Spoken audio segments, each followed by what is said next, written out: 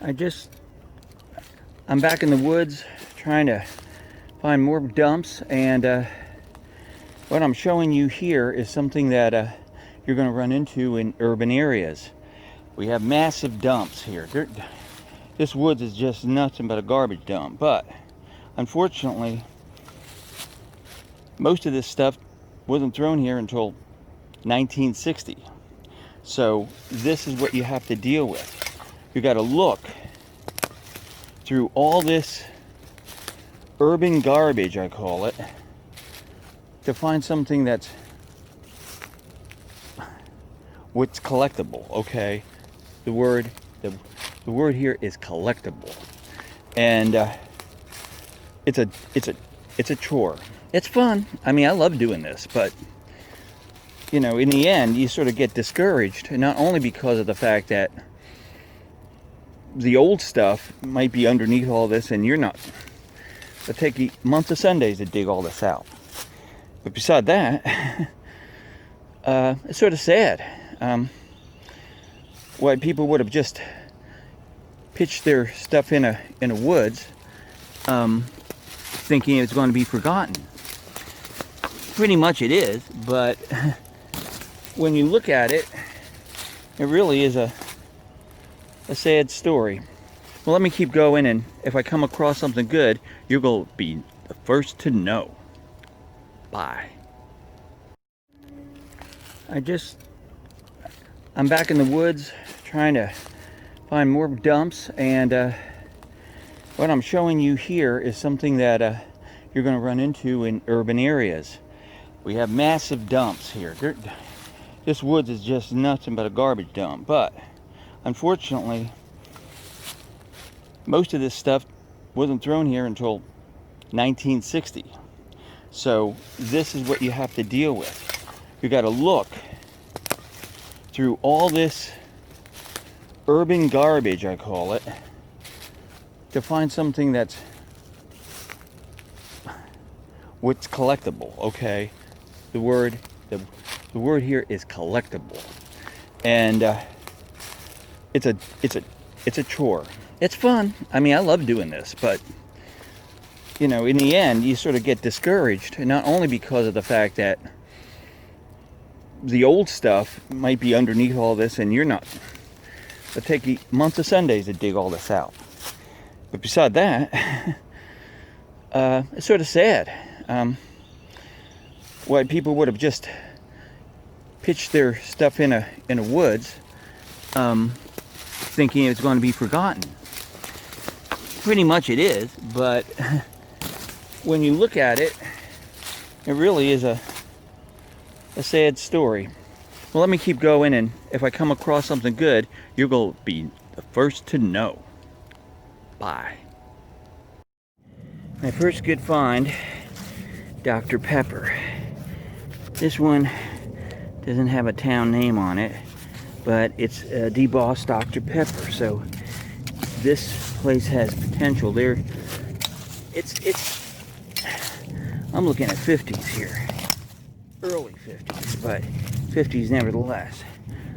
Good cap. That's what I'm looking for my jars. So that's not a bad thing. This here, I don't know what that would have been. You know, when I make these videos, I get a little sidetracked, so I'm always, and I hold on my camera with the left hand while I dig on with my right, and I have a tendency of pulling my picture to the left, so I got to be aware of that. But this is it, the dump, and I'm going to keep going to see what else will show up. Hopefully we got a couple of more good things in here. Talk to you in a little bit. H&D. These bottles pyros aren't very good on them, so they don't really last too long, but at least you can see that got the Scotsman on there. There's some back label to it. So another soda, and I see there's a few more around here, so let's pick them up and find out what they're all about.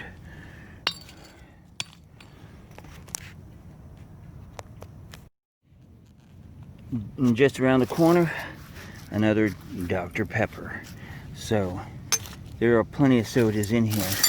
Let me scrape a little bit and see if anything comes up while you're watching me. At the base of a tree, so that's always a place where there's these. Too bad, strap-sided big medicine bottles. Apparently cod liver oil, most likely, or something in that nature, but nothing on them. Found about 7 of them so far. And I don't know what they were good for, but people need them here because there's a devilment of them. And they're okay. It's hard digging here because of the roots.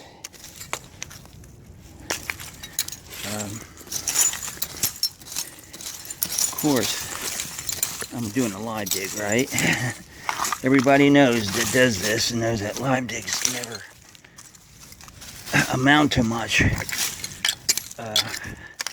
In many cases, most of the time, you never find anything while you're live digging. It's RC Cola. It's not worth showing. We're getting into the part of this dump. Not that things are going to change much. I don't. Something here. What is this? Looks like it's round. And it's covered up. What is this? It's a broken plate. Okay. I didn't think it would be whole. No money here in this part, neck of the woods. People didn't have much of a disposable income. Everything here is pretty much stuff they needed, you know. So, well, I don't want to bore you with all this. I'm gonna keep digging. When something comes up, you'll see it. Yeah. These folks are fond of Dr. Pepper. This is the third one here I found. So there's a lot of Dr. Pepper in here. They're not my favorite bottle to find, but you know, when you're in a poverty-stricken area and a poverty dump, you are going to pick up stuff like this, and that's what I'm doing right now. I'm picking up stuff that, you know, I don't have any other alternative. Dr. Pepper's alright, people like them. The embossed are better than the debossed. This one, again, this is a Canada Dry. They have a good pyro usually on them, but they're such a common, basically plain bottle. I'm not really impressed with them, so I don't take any of them. That one was broken anyway. And as you can see, I'm still scraping along here, hoping maybe something else nice might pop up while we're watching. There. I don't know what that is, but we'll dig it out. It's a baby's food jar. Common as, but that's a good sign. You know, there was a family dump in here. The last dump I was at, well, homestead I was at, there's 3 homesteads behind me. Out in that woods, there's 3 old abandoned houses. And on the 1920 map, it shows that there was a house back here, but I'm assuming because it's back then, there was nobody had anything to throw away. They were just living off the land, maybe, because there was nothing in here. I'm shutting you off. Gotta go. Talk to you later. We'll start again. This is my roundup today of what I found yesterday. It was a short dig. It wasn't a big one. I was too hot, too many mosquitoes. Season down here is still pretty bad, so I'm not breaking my neck over this. I'm not really worried too much about every day looking for stuff. I'm not really making money in YouTube, but this is my hobby and I reflect on that. But here are the things I found yesterday, and they're a variety and very interesting. First of all, we're going to start out with the bottles. I found 4 Dr. Pepper. Now, you look for Dr. Pepper, they're all over. These are one of the most common bottles next to Coke and Pepsi. Big manufacturers, started way back in the 1880s. These particular Dr. Peppers, though, are very interesting because they were made out of a glass company that had a small window production from believe it 1946 to about 1951. The Denver Glass Manufacturing Company. And if you look at the bottom here, very faintly, you're going to see a D and a keystone, and it says Dr. Pepper there. That is the Denver Glass Company, and they were only in production until 1951. So this dates these bottles pretty well. That's when they were made. Now, when they were thrown out, give or take 1 or 2 more years, so maybe 52. Most of the things I found in that area were within the late 40s and early 50s, and all of these are Denver Glass. So who